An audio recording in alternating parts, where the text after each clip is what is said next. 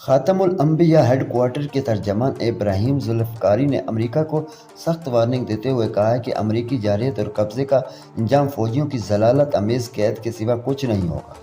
انہوں نے خبردار کیا ہے کہ امریکی کمانڈر خلیج فارسی کی مچھلیوں کی خوراک بن جائیں گی۔ ترجمان نے ٹرمپ کو دنیا کا سب سے جھوٹا سردر قرار دیتے ہوئے کہا ہے کہ ان کے غلط فیصلے امریکی فوج کو موت کے دلدل میں دھکیل رہے ہیں۔ ترکی کے وزیر خارجہ حقان فیدان اور مصر کے وزیر خارجہ ڈاکٹر بدر عبدالحطاطی نے اسلام آباد میں وزیر اعظم شہباز شریف سے ملاقات کی ہے۔ اس اہم ملاقات میں باہمی دلچسپی کے امور اور علاقائی صورتحال پر تبادلہ خیال کیا گیا ہے۔ دونوں وزیر خارجہ نے پاکستان کے ساتھ تعلقات کو مزید مضبوط بنانے کا عزم ظاہر کیا ہے۔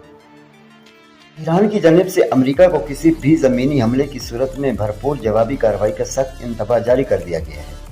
یہ اہم پیش رفت اس وقت سامنے آئی جب پاکستان میں مشرق وسطیٰ میں امن کے قیام کے لیے اہم مذاکرات جاری ہیں۔ ایران کے اس تازہ بیان نے خطے کی صورتحال کو مزید حساس بنا دیا ہے۔ ایران کے سپریم لیڈر مجتبیٰ خامنہئی نے ایران کی حمایت کرنے پر عراقی عوام کا دل سے شکریہ ادا کیا ہے۔ ایک جاری بیان میں انہوں نے کہا ہے کہ جارحیت کے خلاف ایران کے ساتھ کھڑے ہونے پر وہ عراقی عوام اور ان کی مذہبی قیادت کے شکر گزار ہیں۔ یہ بیان خطے میں بدلتی ہوئی صورتحال اور باہمی تعاون کی عکاسی کرتا ہے۔